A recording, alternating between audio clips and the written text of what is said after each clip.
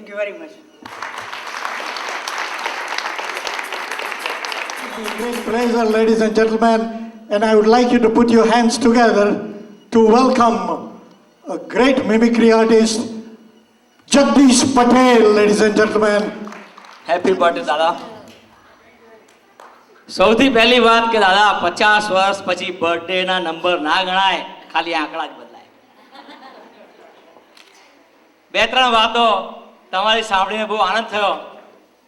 એક વાત કે 5 છોકરાની વાત તમે કહી, પણ પહેલાના જમાનામાં આ જમાનામાં બહુ ફરક છે. હવે ટીવી આવી ગયો છે, લોકો રાતે મોડા મોડા લઈને જાગે છે.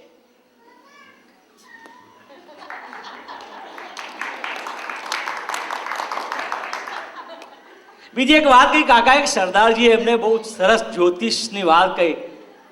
મોટા ભાગે અહીં કોઈ સરદારજી છે નહીં, પણ સરદારજીની અક્કલ હોતી નથી એવું એક કહેવાય છે. એકવાર બોમ્બેમાં બહુ જ મોટી સ્મશાન યાત્રા જતી હતી. એટલા બધા સરદારજીઓ આગળ નાચે કૂદે, ફિલ્મ ઇન્ડસ્ટ્રીના બધા સરદારજી નાચે, એટલા બધા મોટા મોટા લોકો નાચે ને કૂદે. મેં કહ્યું ક્યાં હો રહા હે સરદાર? बोला सरदार मर गया. मैंने सरदार मर गया, इसमें नाचने क्या है? वो हमारा सरदार बख्तर सिंह मर गया. मैंने बख्तर सिंह कौन था?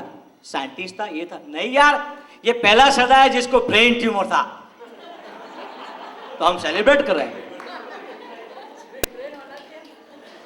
બીજી વાત કે અહીંયા ઘડી આપણે જેટલા પણ ગુજરાતમાંથી આવ્યા છે, they should be thank to કાકા, કે કાકા આટલા બધા ડેમ બનાવ્યા.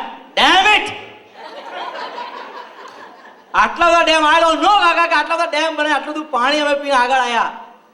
It's a very great pleasure in front of you. I do comedy. મૂળે હસાવાના ધંધા પહેલા, હવે હું ફસાવાના ધંધામાં પડે છું. પહેલા હું બહુ હસાવતો હતો, હજુ પણ હસાવું છું, પણ હવે ફસાવું પણ છું. લોકો એવું કહે છે કે એકવાર એક કાકાએ મને ફોન કર્યો, મને કહે છે કે જગદીશ, મારું નામ જગદીશ પટેલ છે, sorry I didn't introduce myself because I was so excited to in front of કાકા. જગદીશ પટેલ છે મારું નામ. હમણાં તમે વર્લ્ડ ગુજરાતી કોન્ફરન્સ કદાચ જોઈ હશે, એમાં એક ગુજરાતની ટ્રેડિશનલ ફોક આર્ટ એટલે પ્રણાલિકાગત એક ભવાઈ એ મેં રજૂ કરી હતી મારા ગુરુની હાજરીમાં, અને that was my good place to do. તો જગદીશ મારા એક કાકા છે, 50 વર્ષના છે, 80ના નહીં, 80ના તો 30 વર્ષ કહેવાય. કાકાનો ફોન આવ્યો કે જગદીશ આવી જા, તારું ન્યુયોર્ક લાઈવ છે ને, આવી જા, મારે જરૂર છે તારી કે છે. ગયો કાકાને ત્યાં. કાકા કહે છે કે ભાઈ મારે ઇન્સ્યોરન્સ લખવાનો છે. મેં કાકા કહેવું પડે, હું રોજ ફોન કર્યું, કાકા ઇન્સ્યોરન્સ લો, નતા લેતા. કહેતા કાકી કહેતી કે પેલા તારા કાકી બધાને કહે છે કે હાથી જીવે તો લાખનો, મારે તો 1.25 લાખનો, એવું કહીને તમે લેતા હતા. તો કે હવે ઇન્સ્યોરન્સ લેવો છે. મેં ગયો, મને કાકા કહે છે કે લખી નાખ, ઇન્સ્યોરન્સ લખી નાખ 5 જન્મનો. કાકા પહેલી વાર સાંભળ્યું 5 જન્મનો. જન્મના ઇન્સ્યોરન્સ ના હોય ને તો અમે બધા નવરા થઈ જઈએ કે આ તારા ટીવીમાં આવે છે ને, विश्वास का है बंधन टूटे ना ये कभी, वादा है साथ तेरे मैं रहूंगा हर जन्म. મેં કહ્યું કાકા જરા કાન દઈને સાંભળો શું ગાય છે. मैं रहूंगा हर कदम. કાકાએ સમજ્યું કે જન્મ જન્મ. મેં કહ્યું જન્મ જન્મ ના થાય. હવે ઘણી વાત એવી છે કે ડોક્ટર્સ ફેમિલી છે અહીં, એ ડોક્ટરની વાત. હું હમણાં ઇન્ડિયા ગયો, તે એક રિક્ષાવાળા ભાઈ ગળામાં સ્ટેથોસ્કોપ. એટલે મેં કહ્યું ડોક્ટરથી રિક્ષા ચલાવે છે કે આ સારું છે કે. મેં કહું આવું છોતું હશે તો કે જવા જાય. મેં કેટલા વખતથી યાર તમે સ્ટેથોસ્કોપ કેમ રાખો છો? કે ભાઈ ડોક્ટર છું ને ભૂલાતું નથી, પણ રિક્ષામાં સારું છે. મેં આ પહેલી વાર સાંભળ્યું. તો કે ભાઈ હું છે ડૉક્ટર હતો. રાતે 3 વાગે ઘર ખખડાવે, ચંદ્રકાંતભાઈ. એટલે હું જાગ્યો કે તમારી હોમ વિઝિટની ફી કેટલી છે? કે છે તો 40 રૂપિયા. રિક્ષા મારી ગાડી કાઢી ગયો, કોલોની પાસે પહોંચ્યા અને ગાડી પેલા કહ્યું પેશન્ટ કે ઊભી રાખે. ડૉક્ટર સાહેબ ગાડી ઊભી રાખો. ભાઈ તારો પેશન્ટ કઈ છે? પેશન્ટ નથી કઈ. રાતે 3 વાગે રિક્ષાવાળા 100 રૂપિયા માંગતા, તમારું 40માં પત્યું કે છે. ત્યારથી કઈ હું રિક્ષા ચલાવું છું. એટલે વ્યવસાય બદલાઈ જાય છે. હવે એકવાર એ કાકાને હોટલમાં જમવા લઈ ગયો. મેં કીધું, કાકા આપણે તમને હોટલમાં ખાવા લઈ છું, કોઈ ગડબડ કરતા નહીં. હવે કાકાની પહેલેથી ટેવ કે જ્યાં ત્યાં ગમે ત્યાં ઇંગ્લિશ બોલી કાઢે. કોઈને ઘેર ગયા હતા તો કહે કે નવું ઘર છે, ભાઈ તમારું કોન્ડમ બહુ સારું છે કે છે. મેં કીધું, કાકા શું બોલ્યા તમે? કે એમનું ઘર. મેં કોઈને કોન્ડો કહેવાય. ઇંગ્લિશ ના આવડે તો ના બોલો, પ્રયત્ન ના કરો. અરે રાત્રે 3 વાગે એકવાર મેં કહું, કાકા મને બાથરૂમ બહુ લાગ્યું, હું બાથરૂમમાં જઈને આવું છું બર્ગર કિંગમાં. મેં કહું ઊભા રહો, છાણામાં કશું બોલતા નહીં. હું બાથરૂમમાં જઈને આવ્યો પાછો, કાકાના હાથમાં 2 બર્ગર. મેં કાકા ઓર્ડર કર્યો કે ના ભાઈ.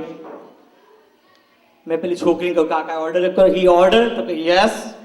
કાકા પેલી કે તમે ઓર્ડર કર્યો? પેલી કે કાકા કે મેં નહીં કર્યો. કાકા તમે કરતા હતા શું?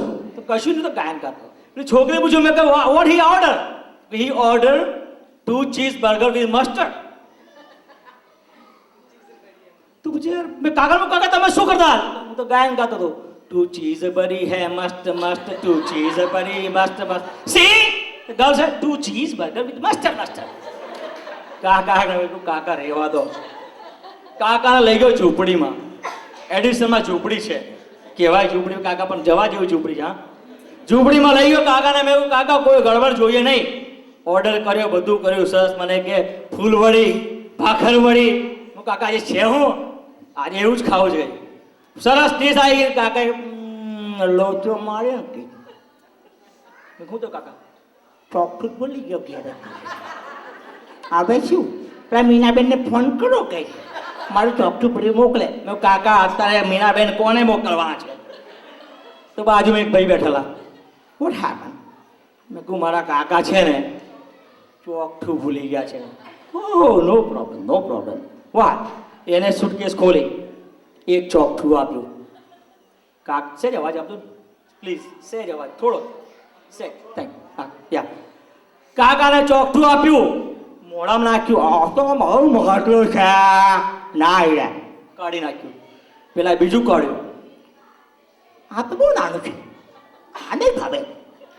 ત્રીજું આપ્યું. 10 12 15 જાતના ચોકઠા આપ્યા. છેવટે એક આવી આ સરસ આવી ગયા. ભાખરવડી ખાધી, ફૂલવડી ખાધી, આ બધું ખાવાનું કાકાએ ખાધું. પતી ગયું. મેં કાકાને મેં કહ્યું બસ કાકા તમે હાથ ધોઈ આવો. ના પેલા પાણી ગરમ મૂક્યું તો કાકા પી ગયા. મેં કાકા પીવાનું પાણી ન હોય, હાથ ધોવાનો છે. તો ટેવ પડી ગઈ, લીંબુ નીચું પી ગયો કે છે. પછી હું મેં કહું કાકા તમે બેસો, હું આવું છું. બાથરૂમમાં જઈને બહાર આવ્યો તો પેલા ડૉક્ટરે એક લાફો મારી દીધો કાકાએ. મેં કહ્યું કાકા કેમ લાફો માર્યો? અમારા સાથે ચોખ્ઠું આપ્યું તમને કહે. પૂછ ખદેડાને પૂછ કહીએ. હું કહું શું પૂછું?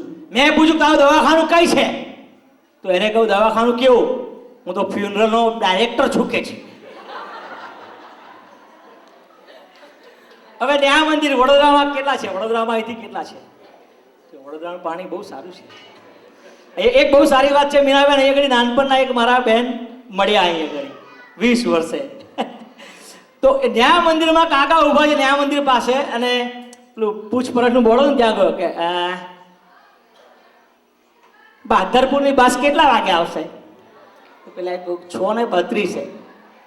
કાકા 2-5 મિનિટ આમ તેમ ગયા, ફરી પાછા ગયા. ગોધરાની બસ કેટલા વાગે આવશે? એટલે કે બહાદરપુર ને ગોધરા બે કઈ બાજુ? તો કે 7:35. 10 મિનિટ થઈ, ફરી પાછી કાકા આવ્યા. ભાઈ સુરતની બસ કેટલા વાગે આવશે?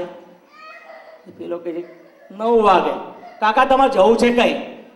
કહીએ નહીં ભાઈ, આ તો ભૂલમાં ચડી ગયા, ખબર તો પડે કે આપણે ક્યાં પહોંચીશું. હવે કાકાને જે આ બધા જાતના લફડા કરવાની ટેવ, મને પચવવાની ટેવ, તો પણ મને ફરવા લઈ જાઉં કે ચલો ભાઈ આયા છે અમેરિકા, ફેરવું છે. તો મેં કહ્યું ચાલો લિબર્ટી સ્ટેચ્યુ જોવા લઈ જાઉં કાકાને. મેં કહ્યું તો કાકાને લિબર્ટી સ્ટેચ્યુ જોવા લઈ ગયા. તો રસ્તામાં ત્યાં બોટ કરી, બોટમાં બેઠા કાકા કઈ આમ બાયણા એની પર હતા ને રેલિંગ પર, અને કઈ હું એક છોકરું પડી ગયું ને, કાકા એની પાછળ છોકરાને બચાવી કાઢ્યું. પેલા લોકોએ આમ જાત જાતના પેલા લાઈફ સેવિંગ વસ્તુ નાખીને આમ તેને કાકાને પેલા છોકરા બહાર નીકળ્યા. અને એનો અમેરિકા તો એકદમ તરત એપ્રિશિએશનમાં માનતું હોય